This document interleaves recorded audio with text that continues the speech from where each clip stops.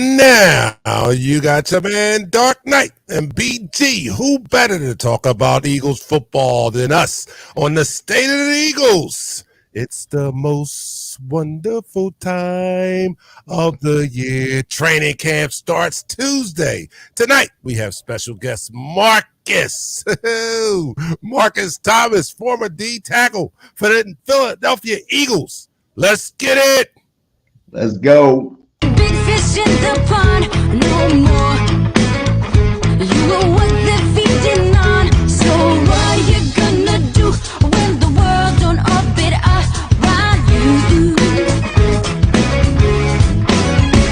Ain't it fun? Living in our real world. Ain't it good? Being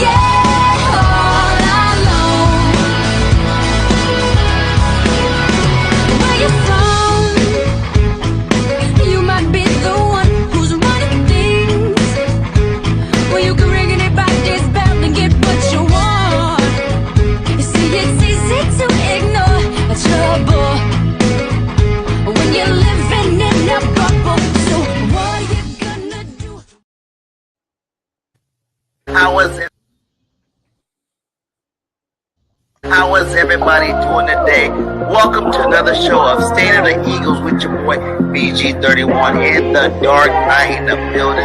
How you doing today, my guy? I'm great, man, on this holiday week.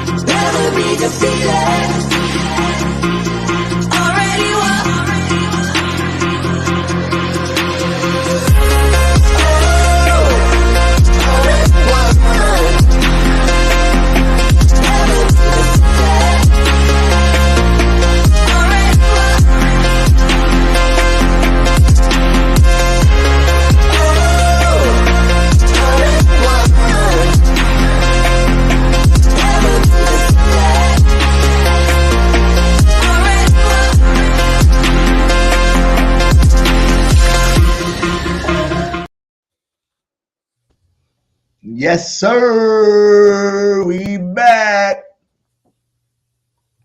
How y'all doing today?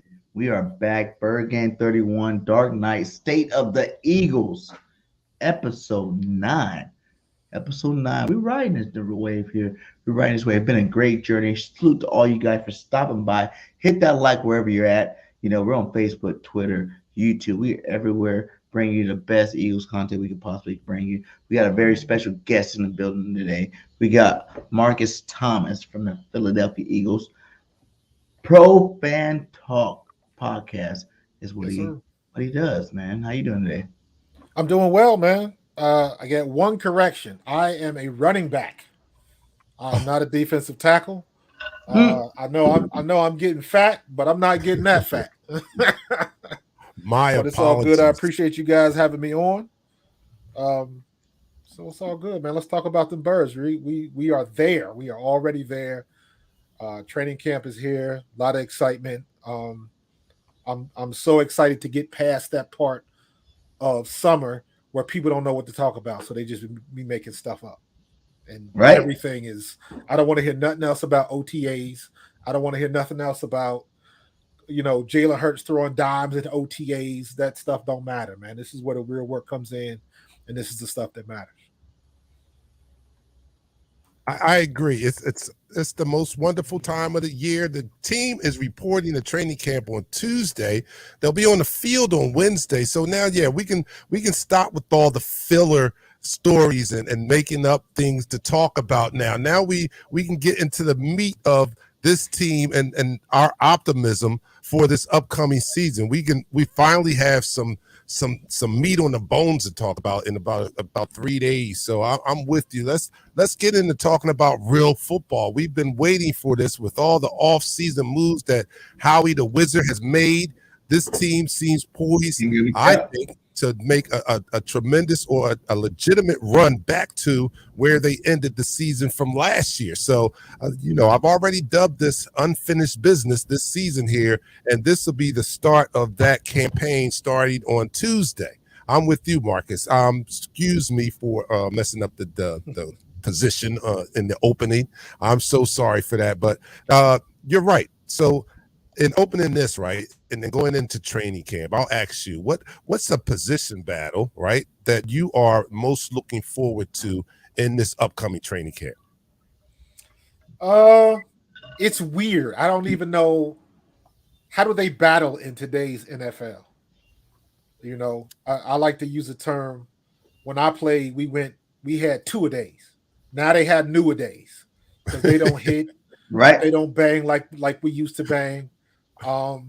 So it seems like most of what goes on in camp is more mental rep to see where people fit and see how quickly people can get the offense and get accustomed to it and learn what they need to learn. So the couple of positions that I will be looking for, obviously, me being a running back, I'm gonna be looking at the running backs.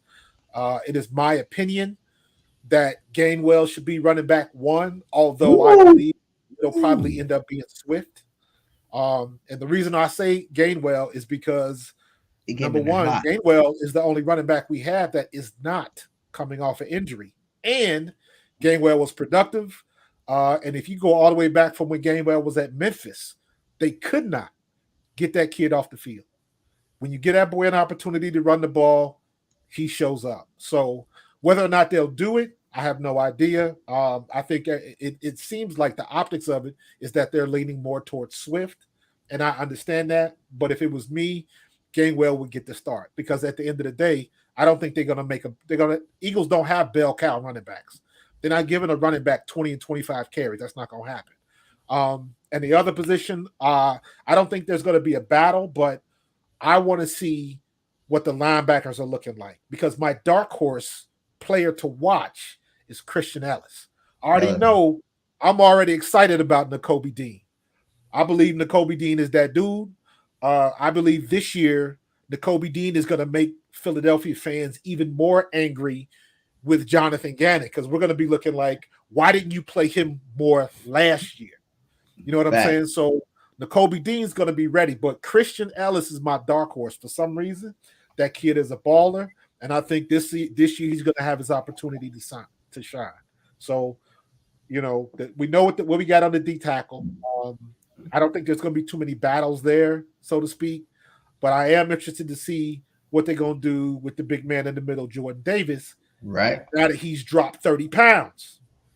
Now you can play him versus the run and versus the pass, and he doesn't have to come out to take a breather because now he's slimmed down. He's coming off the ball quicker. So I want to see how all of that manifests during the season. So I think our secondary is fine. I think our secondary is even better now that we got rid of CJGJ.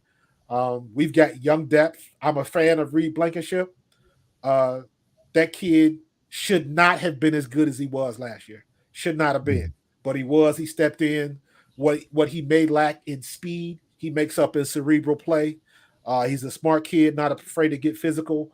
Plus, we got Sidney Brown. Plus, we got Avonte Maddox coming back. A lot of people forget how strong and how important he was. So I think we're covered on the defense. You already know what we got on offense. Jalen Hurts is going to do what Jalen Hurts does. A.J. Brown, Devontae Smith, Dallas Goedert. We got a quadruple threat on offense. So the biggest X factors right now, as a fan, I'm looking at what Brian Johnson is going to do and what Sean Desai is going to do. Those are really the big things that we don't know because we got two offensive coordinators. I think Brian Johnson is in a better seat because he's been in the organization, so he knows the lay of the land. Plus, you cannot discount the type of relationship that Brian Johnson has with Jalen Hurts. That means a lot at that level. They know each other. You talking about, unspoken communication and all of that kind of stuff. Sean Desai's the X factor. He's the new kid on the block. So he's got to win over the locker room. He's got to learn the personalities. He's got to do all of that other kind of stuff and make it gel together. And he's calling the shot. So we shall see. Wow, you just unfolded a lot. We have to take this the whole show step by step. I mean, he gave, a lot to chew on. So let's take this in small bites. Let's take it in small bites. So first, we asked him about the position battle, and it was kind of a hot take, but I'm in kind of agreement with the Kenny Gainwell statement. He said that he feel that Kenny Gainwell should be running back number one. I have been stating this offseason that we will see Kenny Gainwell featured a lot more, especially the way he ended the season last year with the packages that they revealed. Revealed in the playoffs with him. He was more prominent in the playoffs. We hadn't seen Kenny Gainwell packages like that until later in the season and more exclusively in the playoffs. So that's not far-fetched for me, and I'm kind of in agreement. But I do also agree that it will probably be Swift. It'll probably be Swift. But I'm thinking that we're going to see more Kenny Gainwell packages. He was dynamic during that playoff run, and he should, and he deserves. He is a dynamic running back who not only can run the ball, but he can catch the ball very well. So that is it's kind of a big take, but not kind of a big take. So that was the first thing. What do you think about that, BG? Man, the Kenny Gainwell thing, y'all know how I feel about Kenny. I love him. But if you really look at Kenny, right, Kenny comes in he has the most prime opportunity of any running back in the NFL. Last year we had Miles Sanders, 1,300 yards. He came in third, fourth quarter, really did his thing in those things. In the playoffs, he came and did his thing there. He's done that consistently for the last 2 years. So that gives me hope and knowing the fact that this is a capable running back. But at the end of the day, I think we all know Kenny's not a starting running back. At the end, he's a little bit smaller than you like, and I'm not hating on Kenny at all. I think he definitely earns reps for sure. But in terms of starter, we gotta go with Swift. We gotta, lead the troops with Swift, and hopefully, I think Kenny can win RB2 over Penny. Is my thing. I think he can win at RB2 and get the second bulk of carries, like Miles Sanders last year. He had the bulk of carries. He still has a little bit of Boston Scott. He still had a little bit of Gainwell. He still had a little bit of everybody else, but he definitely got the bulk of the carries, and I think that's what's going to happen with Swift. Swift being from Philly, coming back home to do his thing, I don't really think he's going to get hurt this year, man. Philly has a thing about keeping players healthy over the last couple of years, and I think Swift coming here, he's going to stay healthy with it. And it's at the end of the day, this whole team runs off of talent. Everybody can be that much better every single time they step on that football field because of the talent around them. The talent around them is ridiculous. And we're going to do some big things this year. So I'm saying Kenny, RB2, you got to give it to Swift. Let him do his thing. He can catch, he can run, And that kind of takes away from Kenny's game because he was kind of our receiving back. You know what I'm saying? He was, that guy for us on our team. So now that Swift can do both, it's going to be interesting to see how they use him in this upcoming season. Well, I don't think that we'll have a problem with the injury. Like Marcus said, they don't get touched in the preseason. So they'll be, bubble wrapped in the preseason, and nobody will be touched in the preseason. And this is the way of the NFL now. And the Eagles have laid the blueprint. Many teams, it's a copycat league, so a lot of teams will probably be adapting some sort of variation of what the Eagles are doing, which is not playing anyone in the preseason. I think it sucks because now we have to wait for the regular season just to see our starters, and because of that, I've been saying also that it makes that first month of the season like training camp. It's like an extended training camp because now these guys have to play full games that they haven't played in the preseason. So to me, like the first 4 weeks of the season is like an extended training camp. But that formula has allowed the Eagles to have one of the healthiest seasons in a long time that they had last year. So we're not getting away from that. So in that regard, maybe Swift and Penny won't be the injury-prone running backs that they've been prior to them coming to the Eagles. What do you think about that, Marcus? I think you're correct, and like I said before, I would prefer Kenny Gainwell to get the nod just because he's been here and he's earned it. But BG, I think you're 100% right. I think they will go with Swift. The fact that it seems like we will probably have the three-headed monster in the backfield, which leans more to your opinion that the injury bug might not hit as hard in the backfield.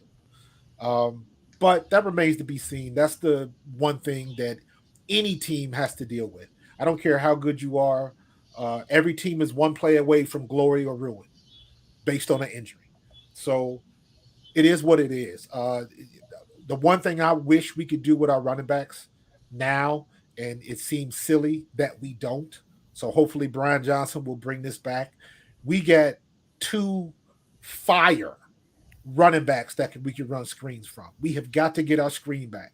We got to go back and pull tape from Big Red and back in them days and get this screen game going again, because there's no reason that we should have we should not be running screen passes with our running backs. We should see a lot of 22 this year, 2 wide receivers, 2 running backs. If you could have Swift and Gainwell on the field at the same time, that's a mismatch waiting to happen. Right now, we've got the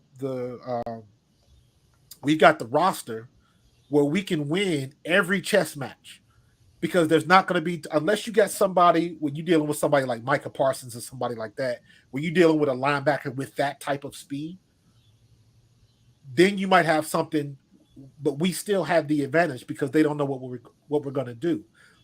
But let Kenny Gainwell or Swift go up against Van Der Esch or some of these other linebackers. These linebackers are good, but they're not that fast. So that always gives us an advantage. And when you got players like we have in the backfield, we got to use them. I'm of the belief this year that it is both of these things can be true.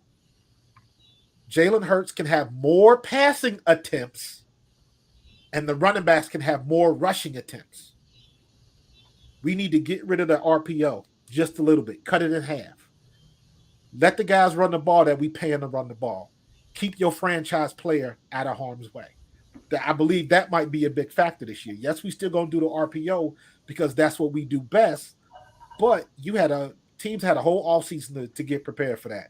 And rest assured, and I've said this before, all these teams are going to go back and look at 2022 and look at that game that we played against the Texans. And I always forget this dude's name. He was the linebacker for the Texans, outside linebacker, number 55. He put on a clinic on how to slow down the RPO. And best believe teams are looking at that, and they're going to try to figure out a way to stop Jalen Hurts from running all over him. But Jalen Hurts has proved that he can beat you over the top.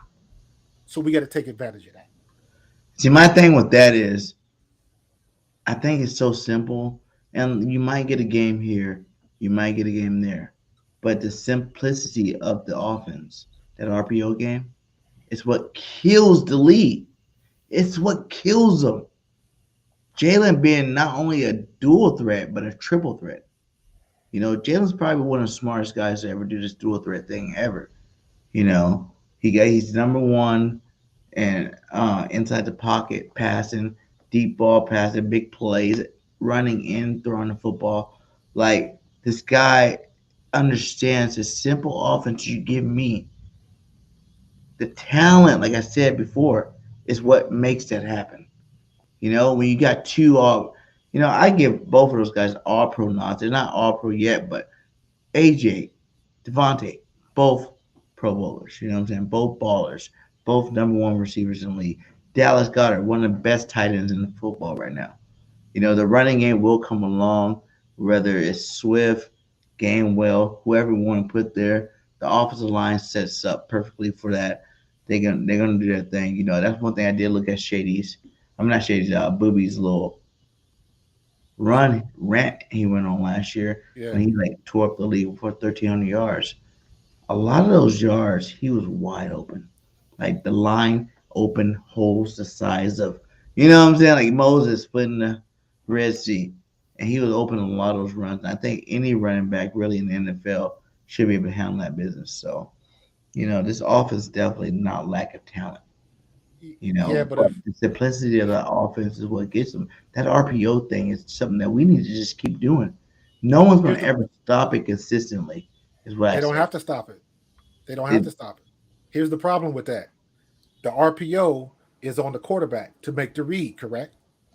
So what he's Mhm. going to do is he's going to shove that ball in the gullet of the running back, and he's going to read that defensive end. You know what you tell the defensive end to stop the RPO?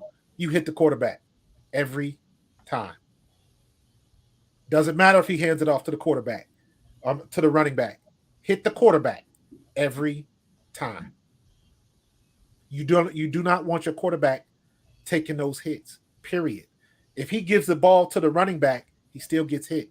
If he keeps it, he's still going to get hit unless he gets out of bounds. And then we have that whole situation like Chicago all over again. All it takes is one hit. That's it. So that's my fear is that they'll figure out that give the ball to the running back. But if you show the RPO, I am going to hit Jalen Hurts. Put a hat on him. That's the best way a defense can Jalen defend don't that. get Take hurt. it away. Jalen don't get hit like that, though. Like, he never does. Like, even that game, he didn't get hit running the football. He got hit inside the pocket that game. You know what I'm saying? No, Like, he got the Chicago game. He got hurt on a tackle. The the dude fell quarterback on him sneak. and put You know all about his the weight on him quarterback because sneak? he's a running back. When he goes Yeah. after RPO, the minute you cross that line, the minute you take that ball out and you take off, you are a running back. And when you distribute the RPO or when you show in the RPO, as a defender, I'm going to lay a hat on the quarterback. If he gives it up to the running back, so be it. But your QB still took that shot. But we're That's not what you running want an to happen. RPO with just, the running attack. You got to worry about Jalen running the ball. You got to worry about Mhm. Swift getting the handoff. It's the passing that really kills them. It's the passing part of that RPO that kills them. Having a Devontae Smith, having an AJ Brown, having a Dallas Goddard out there always open where Jalen can just pull it and throw. You can't hit him if you don't pass the line of scrimmage. Then, And I then think, now you talking about true play action. That's the difference. but it's part of the RPO system. Correct. But the RPOs that we're talking about, when Jalen was running all over everybody, sticking that ball in there, and then making the defensive end make a decision. That's the thing. The RPO, read pass option. Read is first. Jalen's job is to read. What is that defense? If he dives down and takes the running back, he pulls it and he can either run it or he can pass it. So he's got two more options. The way you take that away is if you hit the quarterback, the only thing he can do is give up the ball. If the run game takes off, then maybe the defense makes adjustments. But no team, and I mean no team, wants their quarterback taking hits. I kind of agree. And to bring up a point from a past guest, OG Wade made this OG. statement. OG made this. It may be a matter of less is more if you reduce the number of RPO plays that you call, because OG Wade made the point that the RPO kind of kills the screen game to the running backs because it slows down the D ends from coming in, and that's what you want on the screen pass. You want to bait them in, right? So to run less RPOs, you take away that hesitation from the defensive end, and you have a better chance in inviting them in and then setting up the screen behind them. So in that case, it may be more addition by subtraction, so to speak, and it would save the wear and tear on Jalen's body, because I'm with you, Marcus. All of the defensive coordinators have had a whole off season to study the game film of the Eagles, and you better believe there's going to be some adjustments made in this upcoming season. Now, I agree that we have a very talented offense, but this is where we'll see the offensive genius of our offensive brain trust here, because they're going to have to make the necessary adjustments. I mean, it's great to continue to run exactly what worked last year, but know that these defensive coordinators are being paid millions of dollars to figure that out. They're not going to allow this to be to continue to happen without some They type don't have of a adjustment. choice. Is what I'm saying, Dark. They don't have a choice. There's no option here. We're not like the 5th, 10th best team in the league. We're the best team in the football right now. You can argue Kansas City if you want to. And I don't. You already know my take on that. You can argue Kansas City if you want to. We're the best team in football right now. They don't have a choice. You know what I'm saying? Like the talent is there. We're gonna do our thing regardless of what you study. They studied Jalen the first year he started. They studied Jalen the second year he started. You see the difference. And then the third, like this guy is the truth for real. And he simplified the triple option. That's what he did in his own head. He don't have to choose any of them. He's not a Lamar Jackson where you gotta really worry about your legs. You know what I'm saying? Like that's what you do. Okay? He's not none of those guys. He's not a Patty Mahomes where you gotta rely on your arm. He can do whatever he wants. He can throw the ball good. He can run the ball good. He can do whichever way you need him to slice it. And it is going to be on, Brad Johnson to make sure that he doesn't only do what we did last year, but he brings another wrinkle. And I like what you said earlier about the whole screen game. That is one thing the Eagles offense has definitely been lacking is that screen game. We need to get back in there. We got Swift this year. He one of the best receiving backs in the league. You got to give him the ball. So we're going to see where they take that to. But Marcus, you being a running back, man. I played running back. I didn't made it to the Eagles or nothing like that. I ain't made it just to, the NFL, big baller. But I did make semi-pro playing some football. How do you feel, how do you feel about this room and as a whole? You know what I'm saying? Like, not just one player, just like as a group. Because it's going to take a stable this year. We don't, even Swift being as good as he is, I'm not even saying Swift. I think he can have career numbers because people come to Philadelphia and have career numbers. AJ came here, career numbers. Devontae's breaking records every year. You know what I'm saying? Like the talented players do have career numbers over here because our totality of our offense. But what do you really think about like this room? It all in today's NFL. Like I'm old school again. I come from when I was in college, I was touching the ball 25, 30 times a game. I played with Heath Sherman, Herschel Walker. They were getting the ball 12, 15, 20 times a game. That was that era of the NFL at that point. Emmitt Smith. Then we had Ricky Waters come through and guys of that ilk. They were used to being the bell cow backs. Now, if you're not 6 foot 240 like King Henry, they really don't do that.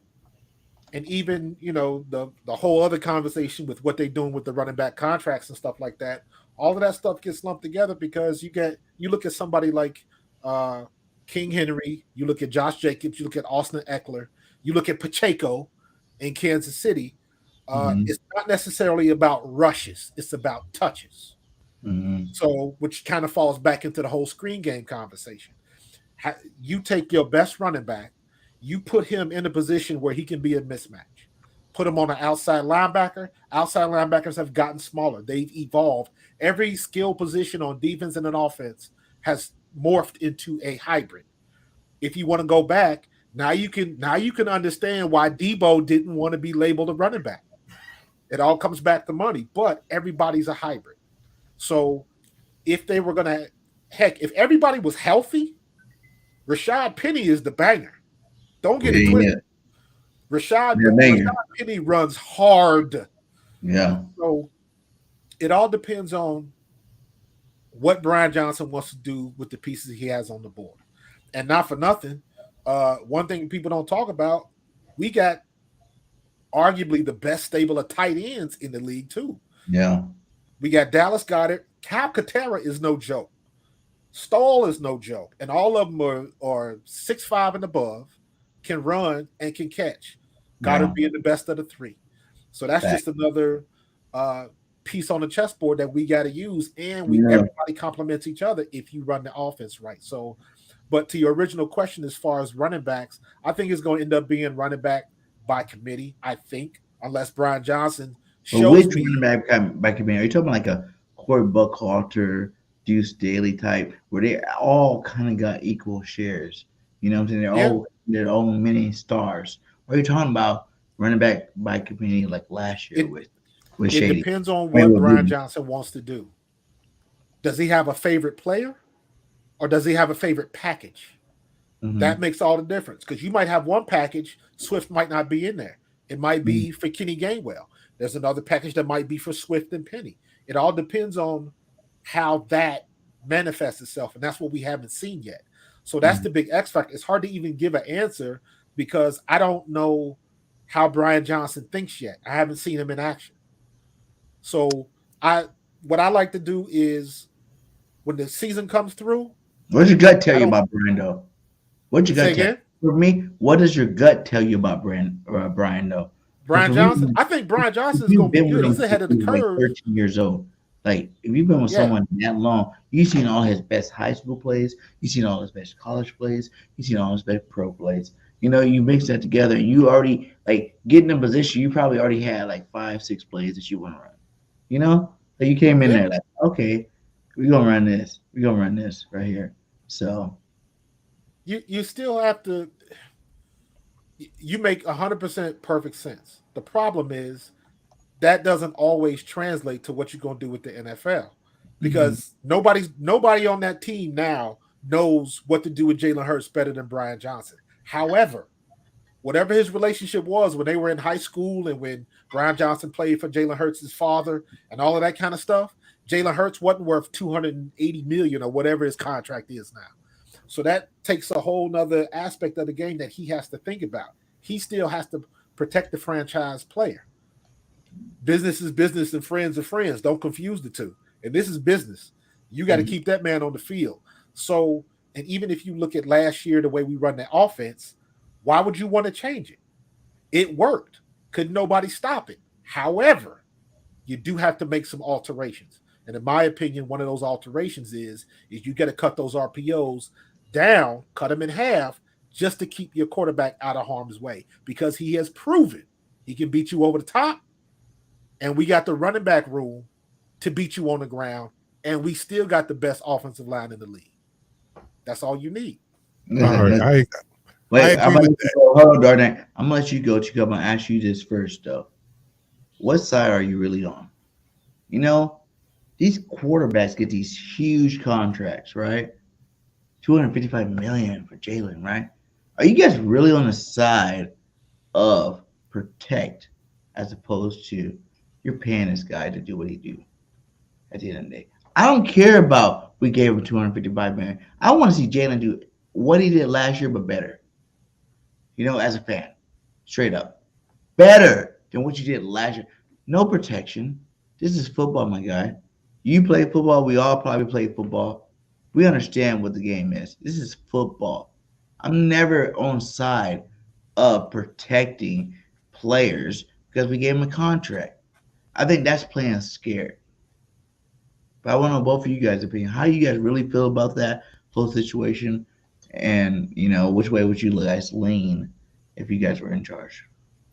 Well, I think that we have to. It's an investment. Also, this is a business. Also, I like the fact that Jalen is so talented that he can run the RPOs and he is dynamic in that. And I don't want to stifle his athletic ability or his God-given ability. Let's put it that way: his God-given ability, because that's a part of why we're paying him all that money, because of what he can do.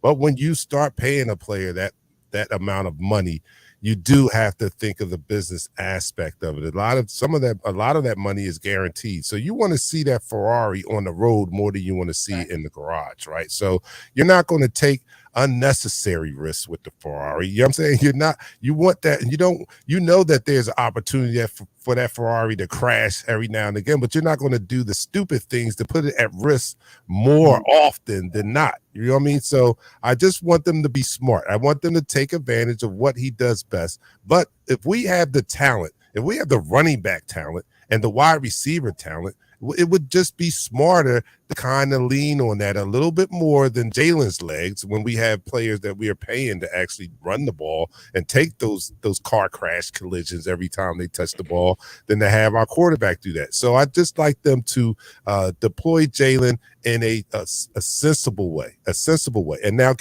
but to get back to talking about Brian Johnson, and I've been saying this all off season, one of my biggest question marks is not that he's not familiar with the offense. I know he is. He's been there a long time. He's familiar with Jalen. He's been working with Jalen a long time.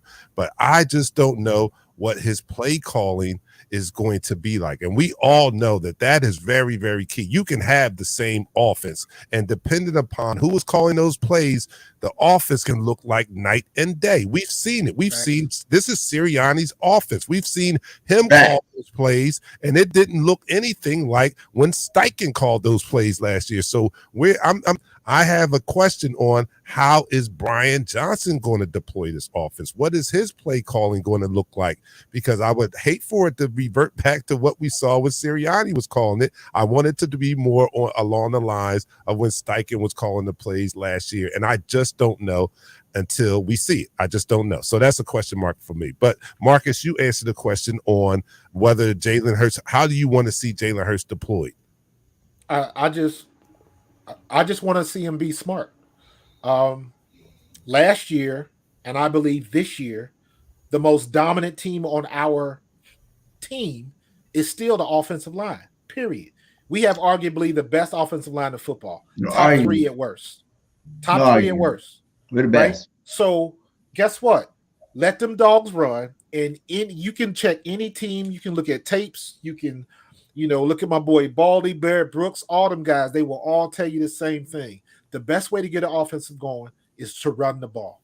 That's how you get your offensive line going. That's how you get your offense going. Run the ball first.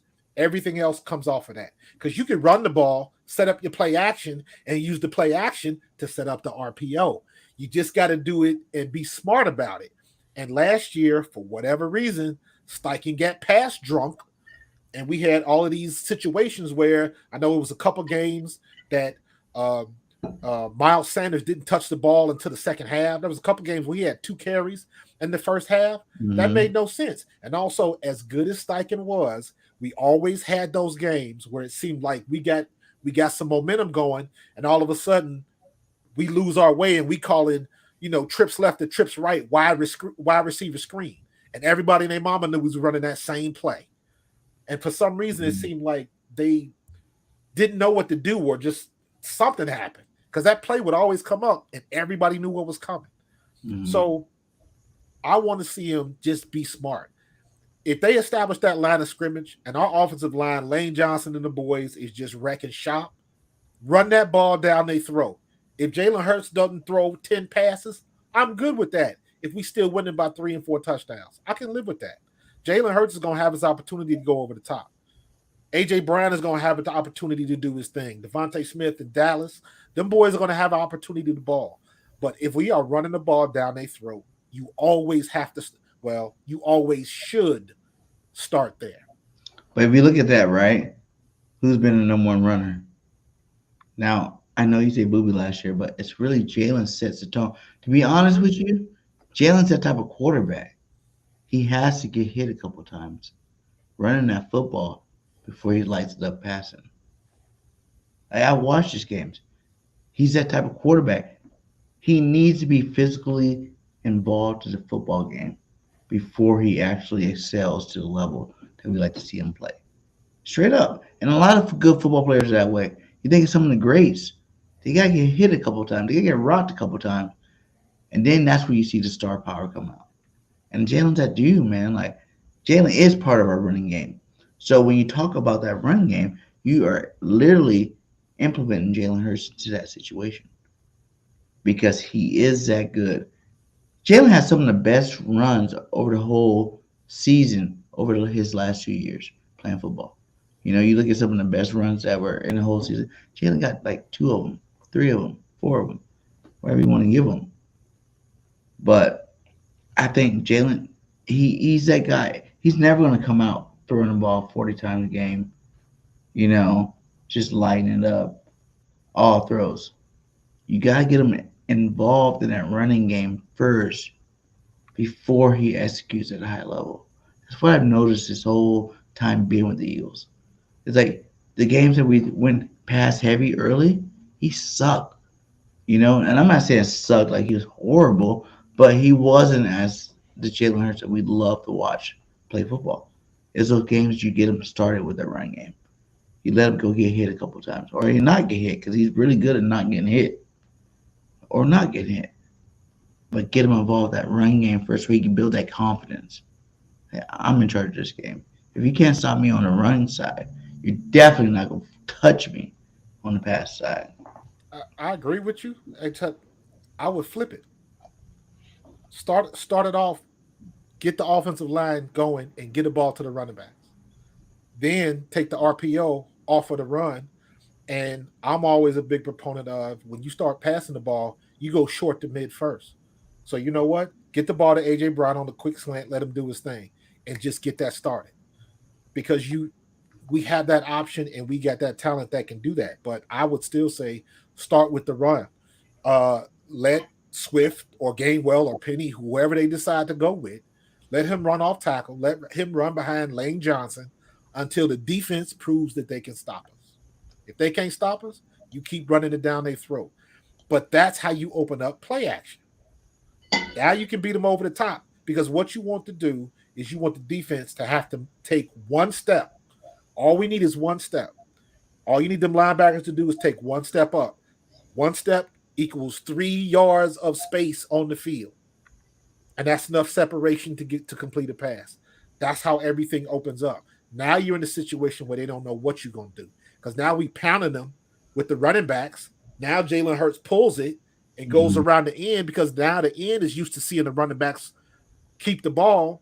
Now that RPO opens up. Now the play action open up. Now over the top opens up. And you can do all of that without putting your quarterback in harm's way. Because here's one thing that we forget about. And this is what I don't like because it's out of our control. I do not want to put Jalen Hurts in a situation where the ref says, oh, he took a bad hit. We need to send him to the blue tent. That's what I don't want to happen because that is totally out of our control. Now, whether he took a hit or he hops up, if somebody in the booth says, yeah, we got to take him out. Hey, they didn't do the Patty in the Super Bowl. He was dead. Exactly. And they let him come like he was on steroids or something. But my point is, you don't want something to happen to Jalen that's out of our control. And that is out of our control. And I hate it. But you see what happened to Tua down in Miami. So they're going to be hyper aware of that type of stuff. So again, keep them out of harm's way. So that's not even a question we got to worry about.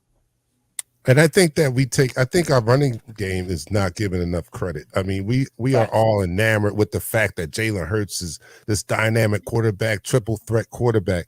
But let's not miss the fact that the meat and potatoes of this offense is still the offensive line and it's still the running game. When we establish our running game, everything else runs smoothly. So I'm totally in agreement with what you're saying, Marcus. That running game should always be our focal point, our starting point of any journey that we're taking towards the end zone. Let's just start at the running game and then branch out into RPO play action. That sets up everything. And not to mention, like you said, and I'm in total agreement with this too, that our offensive line gets the start that they need when they're attacking and they're throwing the punches instead of retreating. So that's always a great place to start is that running game. And we have had a dominant running game in those years that we've been successful. Last year and our Super Bowl year, the running game is that where everything started. And even last year, the running game is all of it for us. We just get enamored with the fact that Jalen does what he does, and the league is all about the high flying passing offense and such. But we can't ever get past the fact that the strength of this offense is the offensive line, and what they do best is run block. So, yeah, we need to be starting there. And the more that we start there and give them an opportunity to do that, we kind of save Jalen a little bit. We save his body a little bit because I do agree that there's going to be adjustments on the defense and they're going to be looking to put more hits on Jalen. And Jalen is a smart quarterback, and maybe he doesn't get started until he's smacked around. But the odds are, the more smacks you get, the more, chances that an injury could pop up. So I'm all with establishing that run game. I love our running back room, and I loved it even before Swift got there. I was excited when we signed Penny.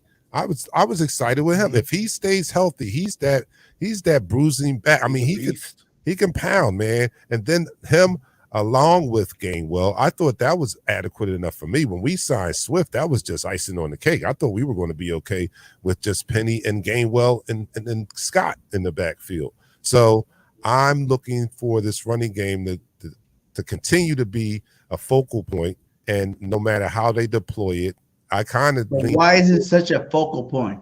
Because of Jalen Hurts.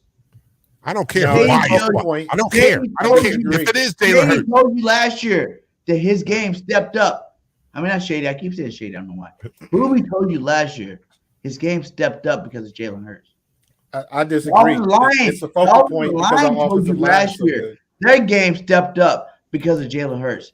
You're trying to underestimate my guy. Oh, hold on. For our viewers and our guests, hold on. Let me just say this. Wait a minute. For our viewers and our guests, if you are tuning in for the first time, you need to understand that BG has always been a Jalen Hurts fan. He knew Jalen was going to be good when he came out of the womb. And this is just his weekly rant on supporting his man Jalen Hurts. Jalen Hurts, I'm an old head, so I remember the Bugs Bunny cartoon when Bugs Bunny challenged the baseball game, and it was first base Bugs Bunny, second base Bugs Bunny, third base Bugs Bunny. That's how BG feels Jalen Hurts. Running back Jalen Hurts, center Jalen Hurts, wide receiver Jalen Hurts. He does everything on the field. So in case you're like, this guy is mad Jalen Hurts, I just wanted to give you a little background to what you may be hearing every time he utters the name Jalen Hurts. So continue with your rant. Jalen freaking Hurts. Like I said, hey, let me give you some math real quick. Let me give you some math when they say the math ain't mathing. But I got some that check this out. So we can all agree that for the most part of the year, they didn't run Miles Sanders the way they should have. And I'm a Miles Sanders fan. As a running back, I like what he had to offer. And I don't think they ran him right. Because again, I'm old school. I want to see him get at least 15 to 20 every game. Right? So here's what you do. Who was the number one rusher last year? Josh Jacobs. So if you take the difference between the number of carries that Miles Sanders had and Josh Jacobs had, you take the difference. Josh Jacobs had more carries, obviously. If you take the difference and you multiply that by Miles Sanders' yards per carry, guess who leads the league in rushing? Miles Sanders. Now, mind you, how many games did we have that Miles Sanders had 2 and 3 carries in the whole first half? But you gotta realize, if they would have just ran him like a normal running back, if he would have averaged 15 carries a game, just a normal running back. And I say that because, and this is where I disagree with you, BG, the reason why people want to run the ball is because our offensive line is that good. You can go across the league. Nobody has an offensive line like ours. You got maybe 3 teams. Now, you've got a lot of teams with good offensive linemen, but across the board, an offensive line that we've got, not too many teams that got a bunch of hogs like we got and that can move the crowd like we got. They can say what they want. Lane Johnson ain't gave up a sack in 3 going on 4 years now? 3 years. It's ridiculous. That's why our running game is so good. That's why we should have ran the ball more last year. And this is what I think we should do this year. Run the ball, set up your play action, use the play action to set up the RPO, and gut everybody that steps into the link. And I agree with you.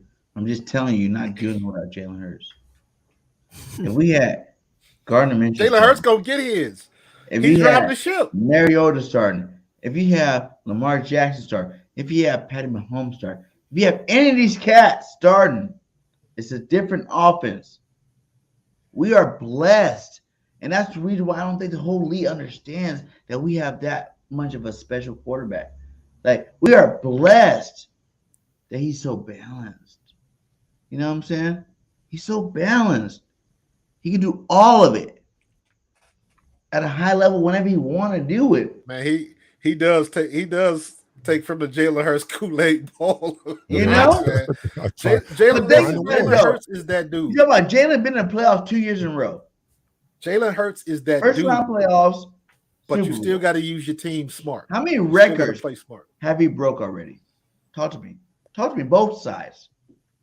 Passing, throwing. How many records have he broke? I know they're individual, like little package records, but he's still only in his second year starting. So you can't be like expecting him to be the Aaron Rodgers or the Patty Mahomes of the world. He's still only a young pup in the game. Like if he takes his jump that he made from last year to, the year before last year, this year, what is that? That's my question to you, Marcus. What is that jump? But If he jumped any, he was But you proving second to MVP. you're proving my point. Everybody- You're proving my point. When he came out that second year, what does everybody remember from his second year?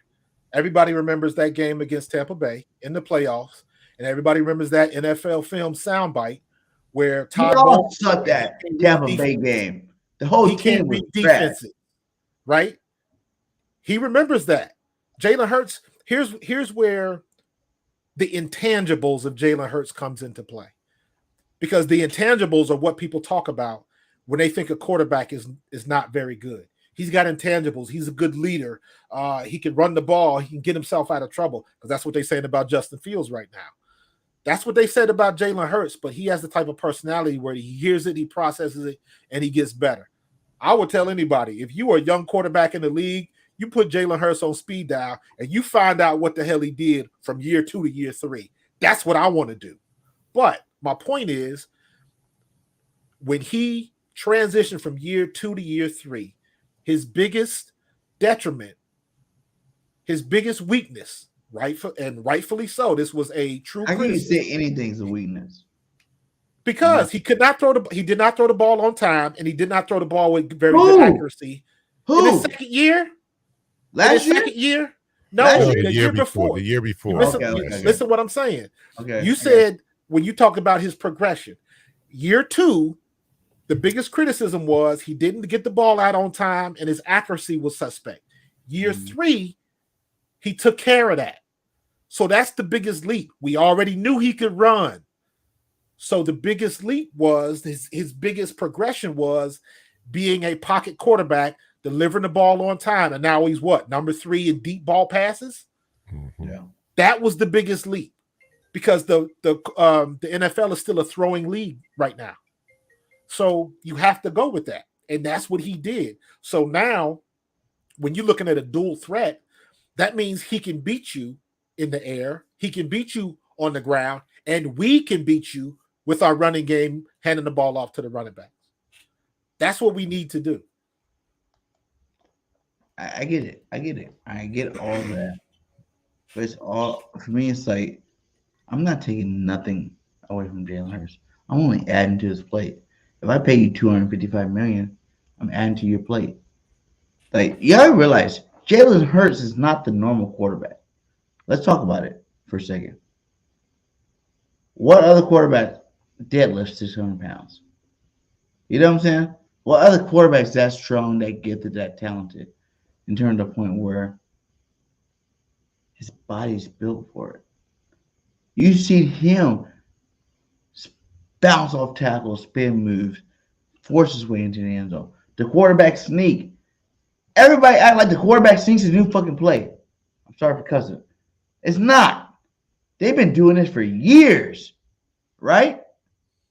But because Jalen squats 600 pounds, can push that line, he is that bull that can push the line and get that first down every single time he wants to. Guess what's going to happen next year, and I'm predicting this.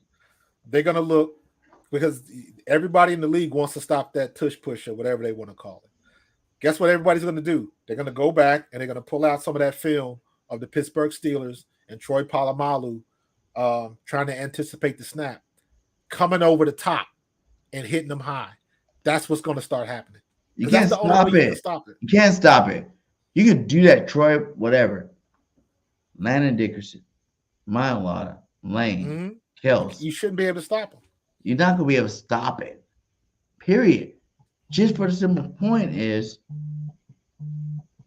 these guys are too talented. You're talking about all pros. We get the best at their position type guys on our offensive line. The best. Not like, average players. These are the best to play their position on the offensive line. And then you got Jalen Hurts squad that much. They're not going to stop it. And to be honest with you, what's going to happen is, right? You talk about they've seen it all last year. They're going to come back with something different this year, right? But what's going to really happen is you see what happened at the end of last year, how they kept doing all those different plays off of that. You just opened up your offense. You know what I'm saying? The quarterback team never been ran as efficiently as we ran it last year. So now when everybody's studying that, try to figure out how to stop that, you just open up your offense. Boom. You've seen the toss pass. You've seen the screen pass.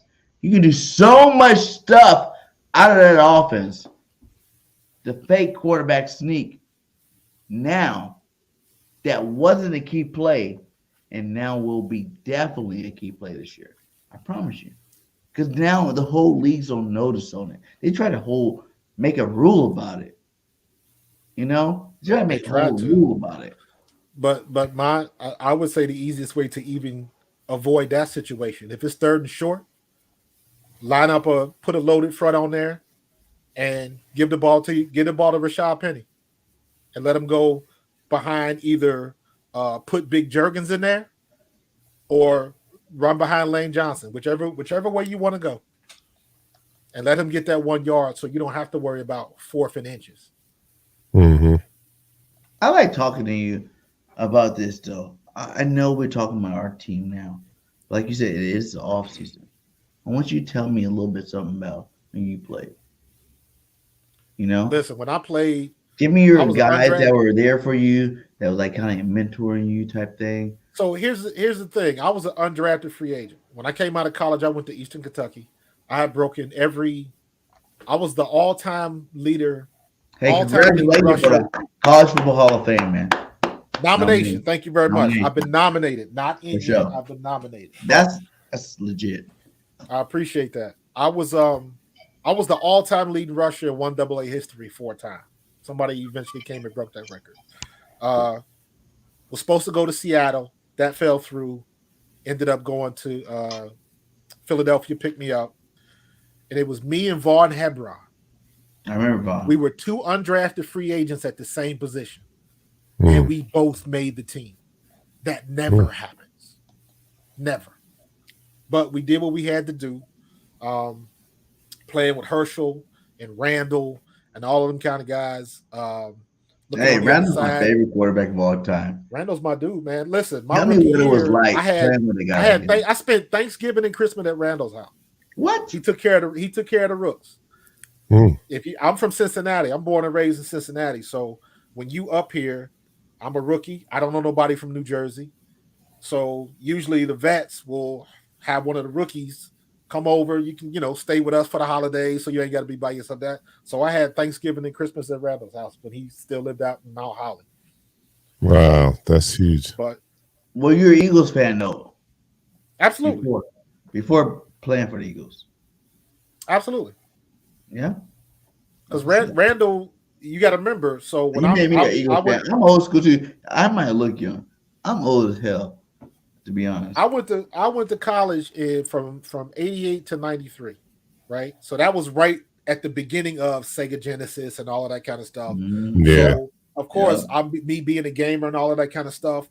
Randall was on the cover of Sports Illustrated. What was it? The Perfect Weapon or something? All of that. Ultimate Weapon. The Ultimate Weapon. I remember it. Here's a funny thing. I ran track my senior year in college to get prepared for the combine. And I had an opportunity to run at the Penn Relays. And when the first time I came to Philly, I didn't know Wawa was. A couple of my teammates was from DC and Baltimore. So we stayed at the hotel, one of the hotels down by Temple, And they're like, yo, we gonna go get some breakfast. We run into the Wawa. And I was like, you run into the what? Like, I didn't totally culture shock coming up here, man. We driving down Broad Street. I'm like, yo, why these dudes parked in the middle of the street? Like, what is this? So I had a great time my first visit to Philadelphia. And I was like, I would not mind coming up here. And then I ended up getting signed with Philadelphia, making a squad. We had a preseason game. I believe it was the third or the fourth preseason. I think it was the third preseason game. We played Atlanta, and I had 12 carries, 72 yards, and 2 touchdowns. Woo. And that's the game that got my roster spot. Wonderful. That was the game that got me a roster spot. So, like in practice, though, was he like as great? Like Randall Cunningham is the reason why I'm an Eagles fan. Period. I didn't even like pro football. To be honest, my dad was always like trying to get me to watch. He was an Eagles fan. He tried to get me to watch the Eagles. I'm like, man, I don't like pro football. I was always a college guy. You know, they did more. You know, it was different type of, play calling going on there. You had a lot of different things going on. I watched Peyton Manning, Tom Brady, McNabb, Vic, all those guys in college, all 4 years or whatever, how many years they, took there. And I loved college football, man. Like, it was my thing. But, like, that 1 year, Randall Cunningham, and first game, my dad was like, come watch this game. It was like Eagles-Cowboys game. What they call it, the Gumby play. Where he got hit, he stood up, and he slung it in there. And even after that game, I was like, damn, that was tight. I like it. And the whole game was good. And then it took a couple more games. But by like the fourth time, just what they stood for, what they were all about, like the defense was always good. All those shitty years the Eagles had, we still had a good defense. You know what I'm saying? Like, absolutely. It was the offense that was trash, not having a quarterback for all those years until we got Donnie. And then we, I played for Kotite, so there's Kotite, that. Right? I mean? So Randall was the truth, man. We just didn't. You saw what Randall was capable of when he ended up in Minnesota. Yes. Yeah. So, that was the biggest difference, man. But I was there with the last piece of that gangrene defense. Yeah. Aaron Evans, Seth Joyner, Willie T. Willie T is still one of my best friends. I see you with all of them.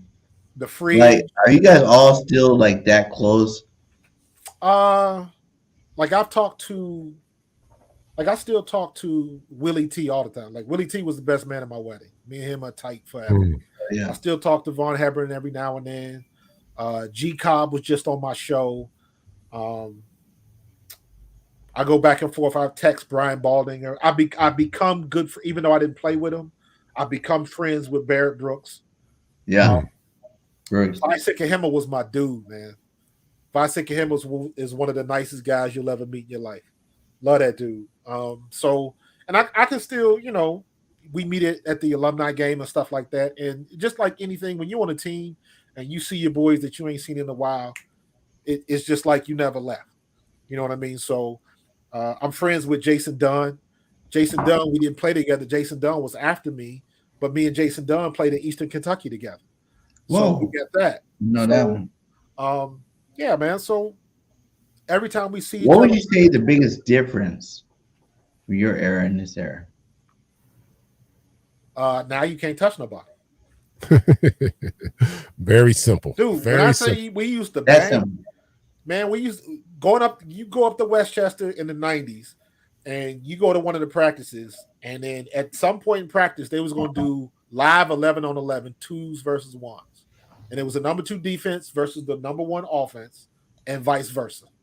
And a lot of times, if it was the number 1 offense and you don't want to get your vets hurt, who do you think was going in running them plays? They would put the rooks in there, the undrafted free agents. Y'all the body count. Right. So you had to bang, man. One of the scariest moments when you see your life flash before your eyes. We traveled up to New York. We spent a week up in New York to scrimmage the Jets. Right. And this was when Ronnie Lott was with the Jets. And we in 11 on 11, and I get the ball, inside play. I make it to the second level, and I look up and I see 42 coming at me. And I'm thinking, I'm about to cancel Christmas because it's a wrap right now because he had me dead to rights. But he ran past me, coming full speed, and just kind of tapped me on my shoulder and ran past me. And Wow. my heart was like, I thought he was going to light Now me he's like up. gonna blast you. Oh my God. So, but we bang, man. 2 days where they missed Yeah, something. I remember And being in the that goes summer into my thing when going to it's much more McDonald's in the middle difficult of for 2 me days. this year or these days to see how difficult it is to evaluate talent in preseason because you don't see it in camp. It's all on the preseason games. But Because I think the I Eagles got expect it to see good. a lot of Trey Sermons in preseason this year. I think the Eagles got it good though. We do that Yeah. joint practicing twice. Mhm. You know what I'm saying? Like that is legit. Like I fully am on board what Nick said. It's organized, but you're going one-on-ones. And that's really the only part that matters. It doesn't matter in the preseason for the first drive or the first 2 drives. You're going ones-on-ones. If you can go whole practices ones-on-ones, I think that gets a lot more out of it. I do love the whole joint practice thing. Like that thing is definitely came into its form, and it does a good job with us. My only thing is the lack of hitting because I don't know. I didn't play like you guys, but I just think that you want to get prepared for live action. You got to be able to hit, right? I think that's the best way to prepare. I play basketball. It's just you have to. I know practice is not the same as a game, but in football, I just feel like the physicality you kind of need that to get the body ready for Absolutely. live action. No. You know what I mean? 100%. Facts. So 100%. yeah, so that's the only That's why the first downfall 4 I see. games. That's why the first 4 games tackling is going to be garbage. Yes. Right. The teams That's that get right. out front are the teams that can get used to tackling at full speed the quickest. Because the first 4 weeks, tackling is going to be hot garbage. It was for us last Hot year. garbage. Yeah, it Hot was. garbage. I It's always trash. say that. Our first 4 weeks is an extended preseason because the Yep. guys haven't played live, football, like game speed football. So, they're getting their bodies acclimated. And, When like you you said, play, the team it's a could certain adjust thing. quickest. It's a certain thing when you play. Like I remember playing summer football. It's like you gotta get hit in the off season. Like, you gotta get hit. Like I want to be smacked in the off season. When I play running back, I want you to like give me those bells and whistles in the summertime. So now I already got it in me. My body's callous about it. So now Absolutely. when I go to a regular game, I ain't worrying about it no more. Because I already had it. I know what I need to do to prevent it.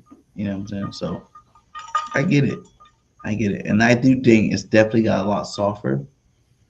But the teams that, if you don't notice, all the teams that have 2 or more joint practices are the teams that are the best teams in the league right now. Like, it's the teams that don't do the joint practices that suck. They try to do that whole preseason game. It's the teams that do joint practices more than like 2 or more that are the best team in the league because you're going red zone. You know what I'm saying? I'm going red zone goal line against your number ones, straight up.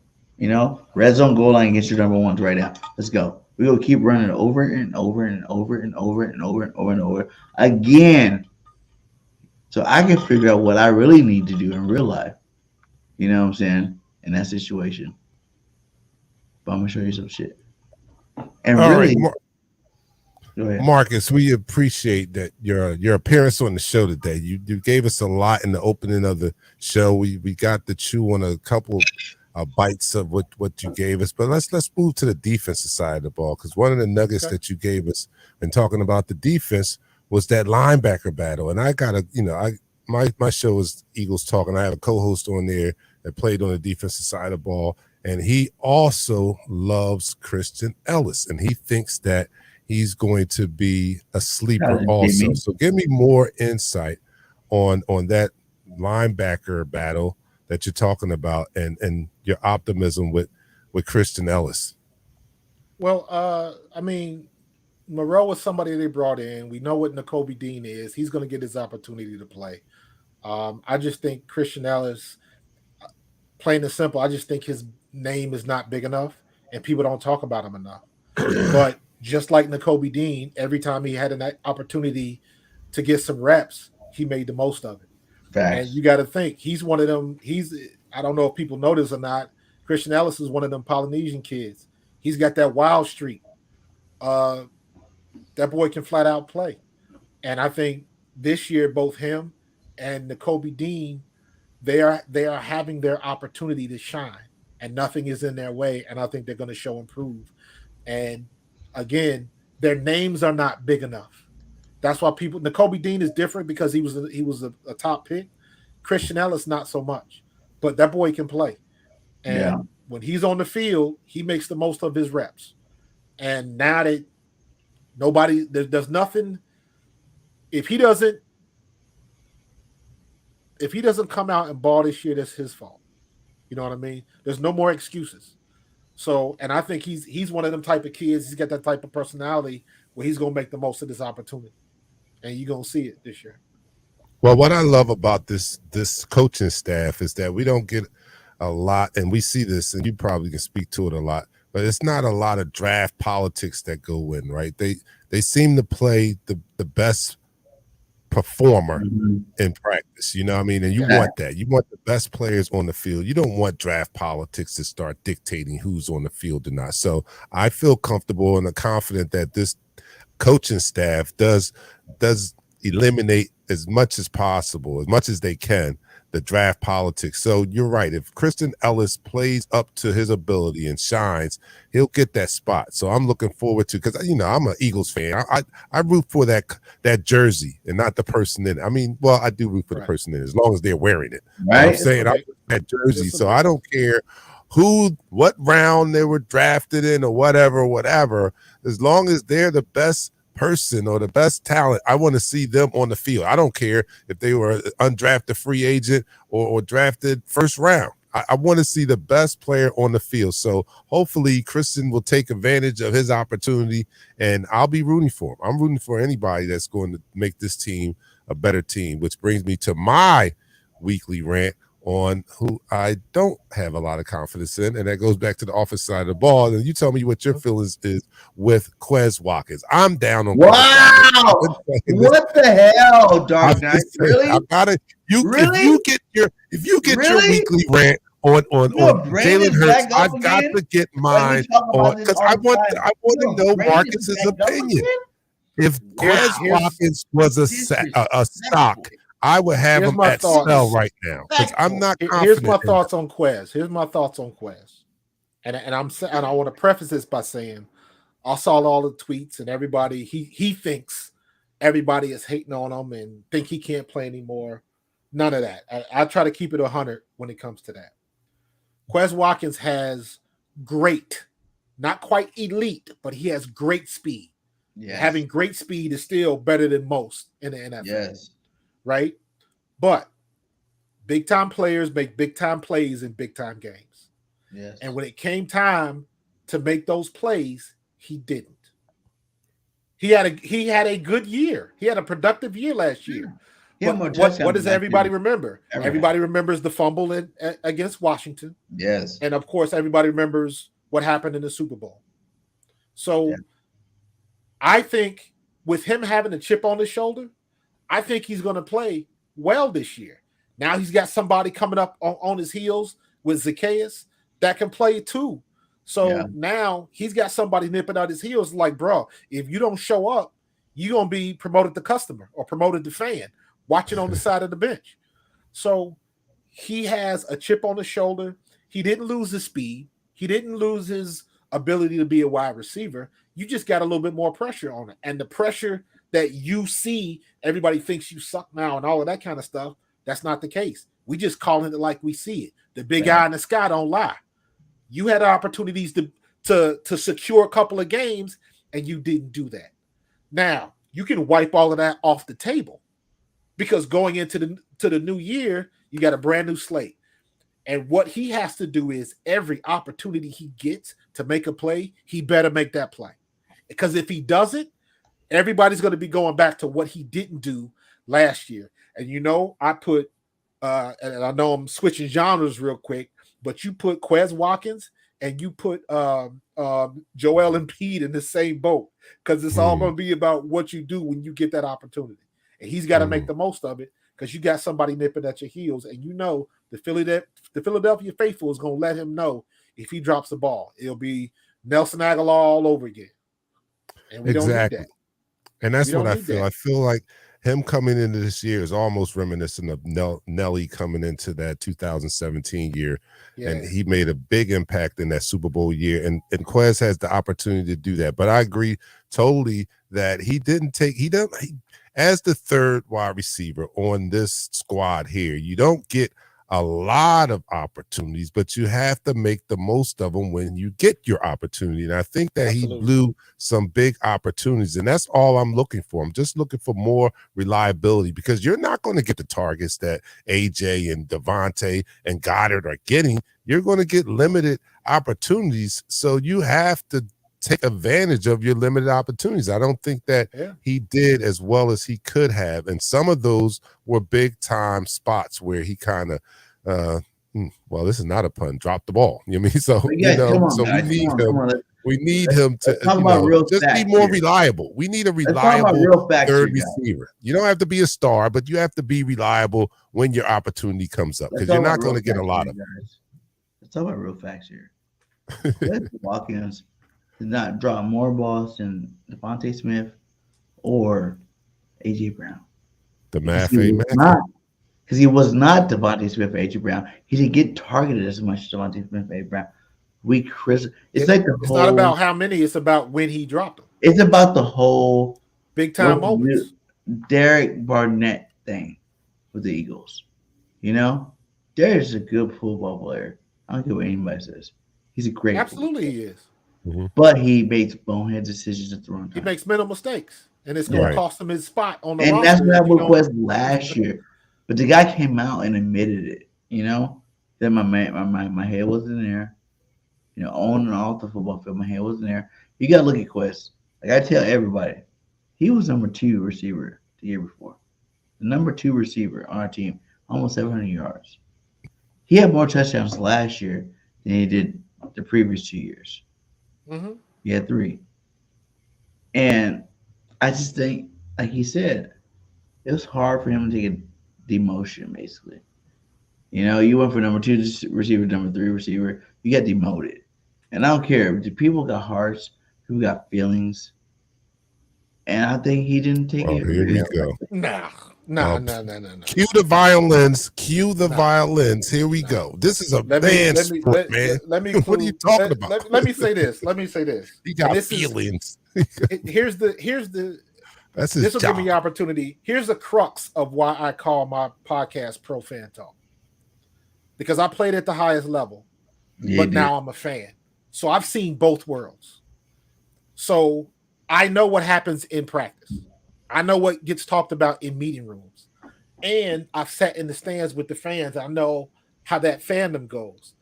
What I think my purpose is, I can give you that middle ground. So any player that goes into an NFL camp, you automatically know.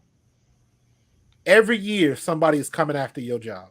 That's just the nature of the beast.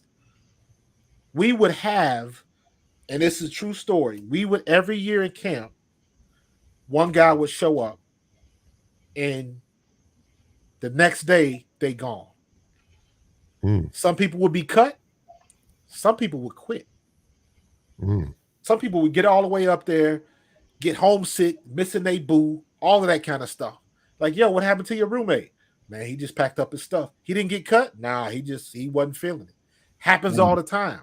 But you know, every time you come into a camp, there's somebody coming for your job. Period. When I got cut, it's because we drafted a young man named Charlie Garner. And you know what he turned out to be. Right. You know what I'm saying? So what are you going to say? He put it down when he had to put it down. Quez Watkins is no different. You can't have feelings. When you get your opportunity to shine, you got to shine. That's it. Point, period, in the paragraph. So when it doesn't matter how many catches he gets, it just matters when he gets his opportunity, whether it's a block, running the right route, not jumping off sides, to your Derek Barnett point, Whenever that opportunity, because sometimes you don't have to make the play to make the play. Whatever it is you do at full speed to the best of your ability and all that kind of stuff. But in Quez Watkins' situation in particular, he had a couple of moments, not many, but they were big moments that he could have closed out the game. He could have secured the dub, and he did not do that. That is why people were down on Quez Watkins. Now, let me say this. If I'm going to choose between Quez Watkins and Zacchaeus, I want Quez Watkins. He's bigger and he's faster. I want Quez Watkins. So I want Quez Watkins with the chip on his shoulder.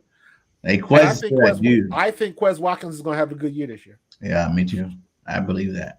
And I hope for the sake of our team, not you guys. I mean, I love you guys, but for the sake of this team, I hope that he does have a good year. I'm not rooting against him. I'm just telling you my feelings, my level of confidence, and it's not very high. That's all I'm doing. I'm just telling you like it is. Sandwich. So I'm rooting for him.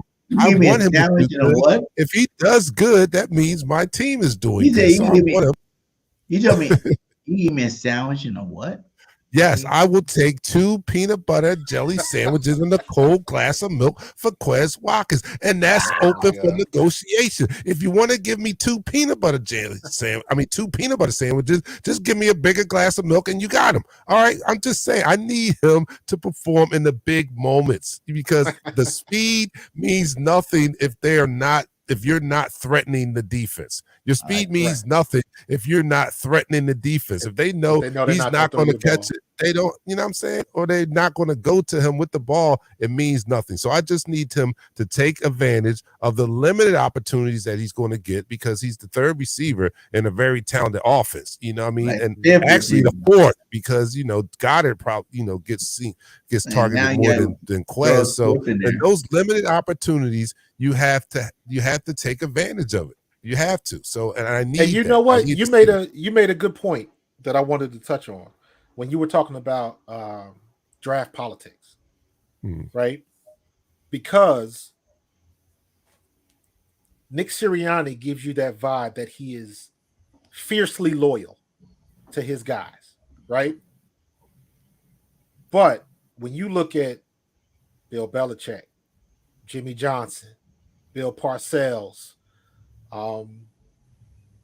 Dick Vermeil. You look at those coaches that had their guys. They were also not afraid to say, hey, you're not getting it done. It's nothing personal, but we got to get somebody better in here. And that was my biggest fear for Nick Sirianni. I don't think it's that way. We'll see how this turns out because I think he might be like that with his coaches because in my opinion, our special teams coach should have been fired, but he's still here. It is what it is. Great point. We got to get, and going back to what we're talking about with Quez, he likes Quez. But you got to be able to recognize you're not getting it done, put somebody else in there. And I want to know that Nick Sirianni can actually do that. He did actually show me and show me some things when he voluntarily gave up calling the offense. That's him realizing that I'm not getting it done. Let me give it to the guy who knows a little bit better about this than I do. That was big for me. He was like, okay, you understand what you know what you don't know. You know what you got this guy in here that's an offensive genius. Let him do what you pay him to do. Yes. Pass that down to your team and let them know, yes, I'm loyal to you. Yes, I will fight for you. However, if you don't get the job done, it's nothing personal. I got to get somebody that can help this team win. Thanks. So that's the only other thing I need to see with Nick Sirianni that to me, he's not quite over that hump because if he was, Crash Test Covey wouldn't have been doing punt returns all last year. Right. Our special teams wouldn't have been as bad as they were all last year. Do you guys realize that we almost lost at home to Dallas because Kavontae Turpin didn't make the jump over his own player to score that touchdown? He ended up tripping and falling. If he keeps his feet, he scores and we lose that game. Our special teams last year was hot garbage. And oh my goodness, don't forget what happened in the Super Bowl. You can't ever have a perfect team. That's the thing. I'd rather it be special teams than be the Nah, downfall. our Like special teams that got because special in teams is the offense key. or You can defense, have the we were best offense, historic. the special We were teams will let you down. historic at defense. We're pretty much historic at offense. Like we And what was an Achilles heel last? I mean, with us being as strong on offense and defense last year, what was the Achilles heel in the Super Bowl? I mean, we had some mistakes, but special teams and came run up defense. and bit us in the ass in the Yeah. Super Bowl. So, you know, we do have to improve on that in that aspect of the game. I'm with you on the fact that, yeah, he was loyal to his special teams coach. And that's the part I don't like. Like, that's the part I gave him great amount of respect when he stepped down from play calling duties. I was like, this is the kind of guy I want to see as the coach of my team that understands where, you know, that he's going to do whatever it takes, even if it means eating crow to a certain extent and checking his ego at the door and stepping back. That's what I want to see. But in the Quez, the you know, I don't think you would see a Bill Belichick or a Bill Parcells come out and back a receiver that we're kind of down on. They're not those type of coaches. They don't have loyalty to players in that sense. They have loyalty to performance. That's what they have loyalty for. They have loyalty to performance. So in knowing that Quez, this is a big season or a big training camp for him, they brought in some competition at his position because they want to see more reliable play out of that position. I don't think you see a legendary coach come out and back a receiver just because he had a few good OTAs. And that's what scares me about Sirianni, that loyalty right there hopefully doesn't cloud his judgment on putting in the best player when it comes to time to make that decision. I got two players, rookies, I need to get you guys' opinions on. Start with him. So I would be surprised if Sidney Brown isn't started week 1. How do you guys feel about the situation? How do you guys view our safety situation? Let me know what you're talking about. I'll let Marcus. I think we're good at safety. I don't think he's going to start. I don't think he's going to start because he's going to be learning behind Terrell Edmonds. Now, the great equalizer is we just signed Terrell Edmonds. So he hasn't really even had a chance to know what the offense is. Well, technically nobody has because Sean Desai's brand new. So that probably will put it a little bit on more even terms. I think he can, given the right opportunity, because let's be honest, when I look at Terrell Edmonds, the only thing I can think of is that play when A.J. Brown scored a touchdown on both of them. Yeah, the Pittsburgh backfield, and they was looking at each other. So, however, he is a veteran. He played solid for Mike Tomlin in Pittsburgh. So he's got some chops with him. But Sidney Brown is a beast, but he's still a rookie, and I got some things that he's got to learn. So we'll see. I think he will be good enough to play. Whether he can do that right off the bat, I don't know. Well, not big. You think he'll start? Refresh my memory. Was Reed Blankenship a rookie last year? Yeah. Yeah. All right. Yes, So we see that there's a possibility that a rookie can come in and make a splash if they are talented enough. All right. So I do like the kid. I like the kid coming out. Apprehension is whether he gets up to speed quick enough to be able to make that type of impact. And he does have a veteran who's not as flashy, but Edmonds is solid. He's solid. He's solid. So he has the upper hand, I think, going into training camp. I'll give him that. If he's number one on the depth chart going into camp, I think he deserves that. But I'm kind of rooting for Sidney Brown. I'm rooting for his progress to be accelerated. Hopefully that his progress is accelerated in this camp, because this is that cheap labor that we need to take advantage of, right? Because we just gave Jalen the bag, although Howie the Wizard did a great job at structuring the deal where it's not killing us, but we still don't have the as much money flexibility as we had in the past to go out and sign some of these big time free agents. So our cheap labor is hitting on more draft picks, and Sidney Brown is one that I think that benefit this team a lot if he can step into that role and be a future cornerstone in that secondary. Like his physicality and all, young guy. We saw the blueprint that Kansas City laid down last year with a lot of young guys starting on the defensive side of the ball, and it paid off. They are the champions now. And not only are they the champions, those young guys now have an experience behind them now. So I'm rooting for Sidney Brown, but I understand that Reed played an excellent safety last year in his rookie season, and he was undrafted, right? He was undrafted free agent. Am I correct on that? Undrafted free agent. So I'm rooting for Sidney Brown. I think we're okay if he doesn't start week 1, but I'm rooting for his progress to be accelerated, and at some point this year he can give us meaningful snaps. That's where I am with Sidney. And it all depends. Also, we got to figure out what Desai's going to do with Keely Ringo. Is he going to be a safety or is he going to be a cornerback? Good point. I personally like to see him at cornerback because he's he's 4.35, 4.37 speed at 6'2" with 207. So he's got great size for a cornerback. He's not a small cornerback, and he's got the speed to run. So now you got 2 super fast cornerbacks on both sides. So you got Slay, Bradbury, and don't forget Avonte Maddox and Keely Ringo over there if they play him there. So we have young depth, and that's what we need. Like I said earlier, Reed Blankenship was better than anybody thought he would be last year. So he's earned his spot. He knows what to expect. So we'll see. I think we're going to cross the board in the secondary, and I think we're not going to have the Josiah Scott experience again. Oh. When Josiah Scott when Avonte Maddox got hurt, they brought in Maddox. I'm sorry, not Josiah Scott, and it was not pretty. He was not ready. He got better towards the end of the year, but when they first put him in there, that was not pretty. So we can't have that again. So I think we're in the situation now. Avonte Maddox is healthy. Bradbury, Slay, Blankenship.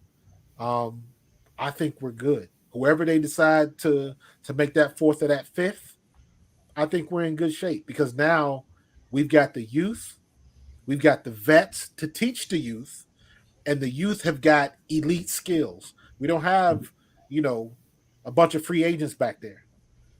We got some quality people, some quality players, Pro Bowl level players. I don't think we'll miss C.J. Gardner-Johnson a little bit. Nope.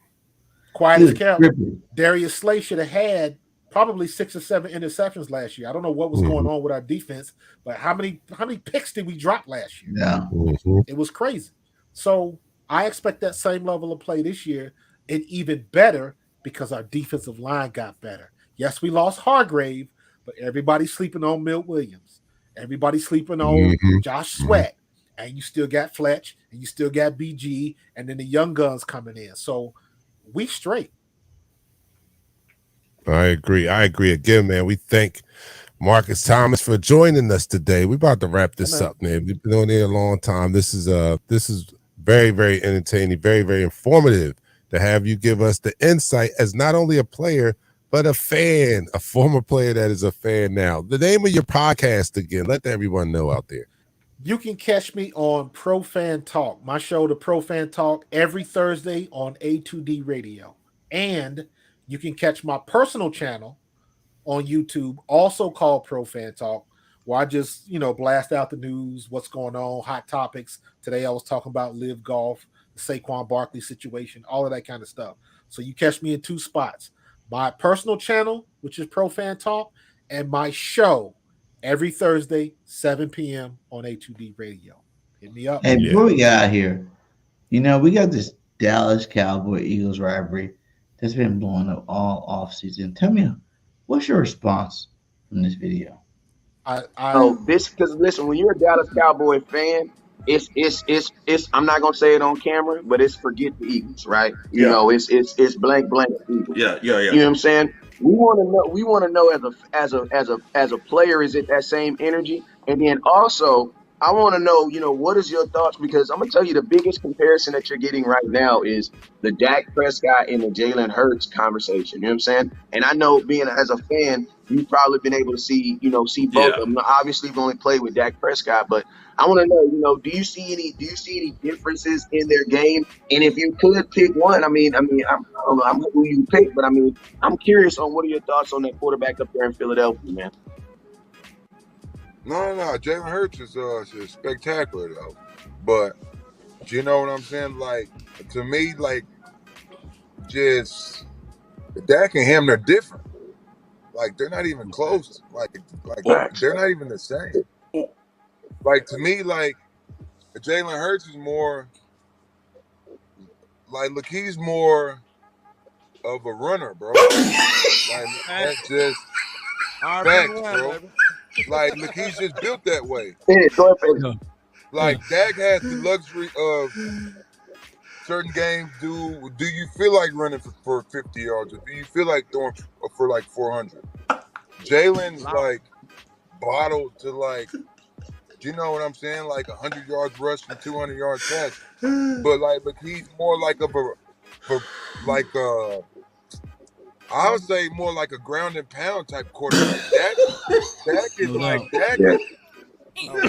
is like the best of both worlds. Like, Dak is more like a thrower, bro. Yeah. So, like, Lord have mercy. Oh my God! Don't Here's expose us to those cretins. I mean, that. Listen, here's my logic, and again, this is when I put on the player's hat. I pay no attention to rankings, predictions. I don't pay attention to any of that preseason. Right. When I get down and dirty about what we have, what kind of team we have, and what I expect. Now, in today's NFL, you cannot come to any type of conclusion on what type of team you have until week number 5. You done had 4 games to see what you got. Mm-hmm. You know if your quarterback's good. You know if your offensive line is good. You know what your receivers can do. And you know what kind of defense you have. You need 4 games to see that. So that way you don't have one game where somebody shows out and the next 3 they don't show up. Mm-hmm. 4 games is the evaluation. You're at a quarter of a season, so now you see how your teams gel. Now you see if Brock Purdy still ain't got it, his elbow ain't right, or the mental game ain't right. He still thinks somebody gonna come at his elbow. Different things like that. You can see that all comes out in the wash, and by week 4 or week 5, you know everything you need to know about your team. Now going forward, you done got all the cobwebs out. You done watched enough film, and everybody's got enough film on you. So now you know what's what. All this preseason stuff and the rankings, and Colin Cowherd said Jalen Hurts is not in the top 50 or PFF or whatever it is. None of that matters. None of it matters. So I don't really get into all of that. I might say something on my YouTube channel to get the clickbait because that's what people are looking into. But as far as a player, it doesn't matter. You win. You have 17 one-game seasons. Your job is to win the game in front of you. Period. If you don't take care of that, whatever happens next week is irrelevant. Where you put them though? What the Cowboys? Where you put Jalen Hurts? What do you mean? Where do I put him? Where do I rank him? Yeah. At top quarterbacks. I would put Jalen Hurts probably. I would probably put him like 4 or 5. Oh my God! Realistically, I would put him 4 or 5, but I'm good with that because I don't. Here's my thing: when Jalen Hurts came out 22 going into 23, I said I want Jalen Hurts to be good. He doesn't have to be great. Now he's great. So now the only thing I want out of Jalen Hurts is to be consistent because you got to look at it like this. The few games he had a chance to throw above 400 yards, they ended up taking him out of the game. When we played Green Bay, yes, was it? No, it wasn't. It wasn't Green Bay. It was Minnesota. whatever the game was, we were up handily, and we started running the ball. So he wasn't going to throw the ball. So we find ourselves in situations like that. So he's not going to get the stats that would put him at a number 3, 2, or a 1 as the quarterback in the league. And I'm good with that because all of that stuff doesn't matter. The only thing that matters is he gets our Philadelphia Eagles to the playoffs. I don't care where you rank him. You can rank him 50th. I don't care. Like last year, that's how I look at it. 16-2. Rankings don't matter. Rankings are for the fans, not for players. So throw that stuff out with the bathwater because just like last year, they was disrespecting him all the way up to the Super Bowl. And guess what happened? Right. He had the best Super Bowl in history. You know, he was one play short. If he doesn't fumble that ball, but he did. So it is what it is. I don't worry about that stuff. They can talk all that smack. And the Cowboys gonna have some trouble because, and I said this one time, I said I was scared of Micah Parsons because Micah Parsons was balling and Micah Parsons wasn't saying much. And I was like, if this kid keeps that same attitude where he keeps his head down, don't say much, he just steps on the field and just balls out. If he keeps that attitude, when he becomes the leader of that defense, they're gonna be dangerous. But sure enough, he get a taste of that Dallas Cowboys Kool-Aid, and he want to talk and go on podcasts and throw that nonsense out there. All right, you got to cash them checks. So now he talking like everybody else, and it's like, dude, it don't matter that you play for the Cowboys or the Giants or whoever. You got to worry about who you playing this week. Period. Don't worry about what we doing. We ain't worried about what you doing because it don't matter. I'll worry about Dallas when we play Dallas. All right. Well, you're different than me because I'm a fan. I ain't playing, so I don't. And I'm an Eagles fan at that. So we're not Michelle Obama. When they go low, we go to hell. We go lower. We go to damn hell. So you don't come out and talk about my quarterback. You don't do that. So I'm talking about Jennifer Curtis. So it doesn't matter in the long run about the ranking. Yeah, it doesn't matter about wins. I'm worried about that. I mean, that's all I'm concerned about. But when the fan base comes at this fan base, you need to understand that we're the Eagles fan base and we don't stand for that. So that was just some Fabernacle bullshit that he was talking on. He couldn't even think of what to say. He was struggling to come up with. But and also you got to remember now they know that everything is going on the podcast or something, and just like when Micah Parsons got in that trouble when he was on Vaughn Miller's podcast, they got to be thinking about stuff like that. So they don't want to say too much. You're not going. Everybody ain't going to be a CJ Gardner-Johnson talking about how much he hates the Philly fans and all of that kind of stuff. So half of that is into it, but in my opinion, I just think he really didn't know what to say. At the end of the day, was CJ really that good? Or was it just fine? Because you realize we went like 5 games without him. We did perfectly fine. Yeah, we did, but he was that good. He should have had 10 interceptions. Okay. In my opinion, he was that good. I have no problem. Now, mind you, I'm from Cincinnati, Ohio, so I watch Chad Johnson and guys like that. I have no problem if you talk smack, but you back it up. Yeah. And he backed it up. So I hated to see him go, but he's another one. They run their mouth too much, and they get so, I didn't play with social media. If a news reporter or somebody for the Philly Inquirer said something out of pocket, I was going to see him in the locker room. Now they don't have that. So there's a whole level of communication that I didn't have to deal with. So I'm not thin-skinned like that. So it's like, talk your talk, man. But you're going to catch it eventually. You're going to have to cash that check too. But the Philly fans did not want CJ Gardner-Johnson to go. No, we did not. So I did not. Wherever he was getting that news from, I didn't understand it. But what he did was he overshot his market. Yes, I don't mind him shooting his shot because he should have made more money. But then you turn around and you take the contract you took for Detroit. Come on, man, you should have stayed here for all of that. Yeah, but hey, it is what it is. We'll see them in the playoffs probably if everything stay healthy. But I don't get caught up in all of that, man. You with Detroit right now, so you solve those problems first before you come embarking this way. Exactly. Yeah, I'm with that. like we all want him to come back when he was hurt. You know what I'm saying? We're all like, come on, let's get back here. We need you back. We need you back. We gave you mad love. But are we I don't really know. are we I don't. really I don't understand how they got twisted the way it did. But people gonna take what they take and run with it. So do you he was. think He we're was. obnoxious at all? I know with Jalen Hurts I'm really obnoxious. But with the team as a general, do you think that's just our rap for being Eagles fans? Yeah. Listen, some of the stuff that we catch, some of the hell that we catch as Eagles fan, we deserve Right. because there are some phenomenal Eagles fans, and 95% of them are phenomenal. It's just the 5% that always are the ones on YouTube doing crazy stuff in the stadium, and that's what everybody runs with. They listen. I played in '93 and '94, and they was talking about throwing snowballs at Santa Claus back then, and they still talk about it today. So there's a video on my YouTube channel, and it's called "I Hate Philadelphia Fans."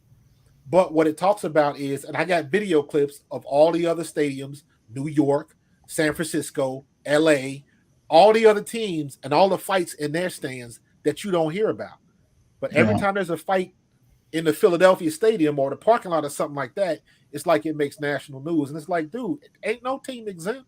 Everybody got assholes in their stadium. Do you You try can't get going away to from that. Oakland, early '90s, late '90s? Jokers was getting killed. Yeah, you getting stabbed, my guy. So Like you don't got a Raider jersey on, you're tripping. Period. it's the narrative now. So everybody runs with the narrative. Then you saw what happened with Fred Warner's wife. Yeah. Now CJ Gardner-Johnson. I'm like, but did y'all see the video of that fan from San Francisco? The dude was like, you can't be thin-skinned and go to an Eagles game. If you can dish it out, if you can take it, you'll be fine. But like he laid it out and it was like, there you have it. You got somebody that's not afraid to talk a little smack, but he can take it as well as he can give it. And that's what you got to have if you're walking into Philly. I totally agree. And we don't condone any of that physicality where you're beating people up, and we don't condone that. But don't get it twisted. When we leave, that's like, brother, you have an argument with your brother. You might not agree with him, but when we leave that house, we're a united front. So we're a united front. So those Eagle fans, we stand united no matter what. We'll take that bad reputation or whatever. You can give us all that, but we're passionate about our team. And like you just stated, we're not the scum of the earth. There's fan bases out there and people that are doing a lot worse than what they claim that we do. But we are, that's just the nature of the game. You go in some stadiums and you got to be ready to be able to, if you're going to wear those colors, you better be ready to defend those colors, because sometimes just because you serve sushi at your facility don't mean you exempt. No, you're not. What about Ringo, guys? Ringo. You're talking about Ringo moving to safety. I know I had a poll on my channel. Make sure you guys let me know. Do you guys want to see Ringo as a safety this year? To get him on that field, to get him involved. He's one of the fastest players in the NFL. Just to get the athleticism on the football field. Let him start as safety. Or do you think he needs to just chill out and do what Dean did last year?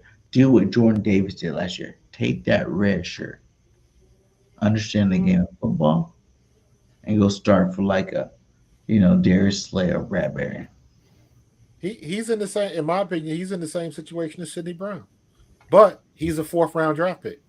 And there's guys ahead of him that got a little bit more experience. So it doesn't really matter where they play him. And let's not forget, ain't nobody mentioning Greedy Williams. He ain't no scrub. So he's got to get in. And mind you, you can't take for granted the learning curve going from college to the NFL. He's got a lot to learn. I know he's got the talent, but speed means nothing if you're in the wrong position, because everybody in the league is fast. So if he knows what he's supposed to know, I trust that the coaches will put him in the right place. That's all you can do. Yeah, I think that that's a luxury we actually have now. It's almost like Lito Shepherd and Sheldon Brown years, where Right. we had the luxury of having two talented young men that didn't have to be rushed into the field to play. They got to learn behind two great cornerbacks, and we have this situation now. He's a talented young man, and he has the luxury or the privilege to learn behind two great cornerbacks right now. So I think that we don't need to rush him onto the field. Let him learn his lessons. Give him the red shirt year, so to speak. Darius and Bradbury are still playing at a high level. So, come out and do your best, of course. But I think we have, as a team, have the luxury of being able to bring him along slowly and not have to throw him into the pit of hell immediately. I want to bring Brown and Ringo as your two starting safeties. The energy of Brown. You might see him in some nickel and dime packages, and you'll definitely see him on special teams. So they're gonna get some, and plus you already know they're gonna get burned in preseason. Facts. Mm-hmm. And then another thing, I always bring it up, and this is a luxury that we have, is that these guys get to practice against top tier talent. Like it's not like we have like the number 25 offense on the field and the defense is going up against some slouches on offense. The defense is going up against a top 3 offense. The offense is going up against a top 3 defense. These guys are getting valuable lessons in practice going up against the talent that they're facing on their own team. And I think that we've seen it benefit this team last year, and I think it'll continue to do so this year in the training camp sessions, even though they're not allowed to hit. How much further would they be if they were allowed to do the 2 days that you guys, Marcus, used to do? How much better? How much sharper would they be if they were able to do that? Much sharper. But these days you gotta protect that investment, man. So I get it. Hey Marcus, man, thanks for coming with us, man. I know I've been wanting to do shows with you for a minute. I think like 2 years now, almost 2 years now. We've been trying to get this show down. I'm so happy you're able to come on here, give us your wisdom about the NFL, man. Give your final thoughts and places they can find you at, my guy. Again, you can find me on my YouTube channel, ProFan Talk, and you can find me on my weekly show, A2D Radio, every Thursday at 7 p.m. on A2D Radio, man. And it's just all about the Birds. And we ready to get it popping, man. Don't get too caught up in what's going on in preseason. Don't get too caught up in the talk. Because like I said earlier, man, at the end of the day, it don't matter. When week 1 steps around, with QB1 steering that ship, everybody's got their head pointed in the right direction, and we know what we're supposed to do. That's when it matters. Yes, sir. All right, thanks a lot. Thank you, man. Thank everybody out there that hung around this long, because there's a lot of loyal followers that hung on until the end of the program, and we appreciate your support. The State of the Eagles with BG31 and myself, Dark Knight, special guest Marcus Thomas. Go check them out. Check me out too on Thursdays. Eagles Talk, 7 p.m. YouTube. Hit this like and subscribe button, and BG is always everywhere on everybody's show. Like he does about. I didn't be on y'all show. I haven't even been on your show. Yeah, you haven't been on our show. You've been talking about it. Episode 9. You haven't been on it because you're never on free, show BG. Now, but I ain't been on your show yet because you don't have any time. I'll put the invitation out there. You free? Oh no, I got a show to do that. He does like 11 shows. You know what I'm saying?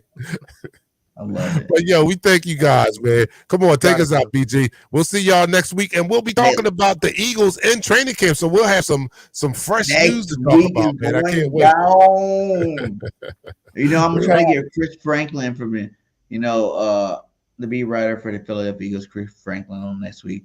And we're going to talk some training camp, the first week of training camp. Hey, are you guys going to the open practice? I probably won't be at open practice. I'll probably make the alumni game. I'll be there. I might try to make up practice, but I'm not sure if I can. That might not be feasible in my with my time. Yeah. I'll be out there with my Howie merch shirts. So I need all y'all to buy them. they're starting to pick up steam, so I'm going to really start promoting it really bad. At first, it's like I did something, not paid for it to come out, and it didn't really hit like that. But lately, you guys been showing me that you love the King of Captures from Howie Roseman. Go get your King Capture. I will be at open practice with the shirts, and we're gonna be definitely getting them out of there. So support your local podcaster, BG31, my guy. Say it's always an honor to share the screen with great Eagle fans, man. That's what I love to do. That's what I love this whole game that we played. And that's content creating. So salute to all you guys. Make sure you guys go hit up Real Eagles Talk. Eagles Talk on YouTube, and then go ahead and do it Pro Fan Talk on YouTube as well, man. There's some great content creators, man, and we're gonna keep growing. We're gonna be the Ghost one day. So fly, Eagles, fly. Till next time, BG, Dark Knight, Marcus, we out. Birds. How is everybody doing today? Welcome to another show of State of the Eagles with your boy BG31.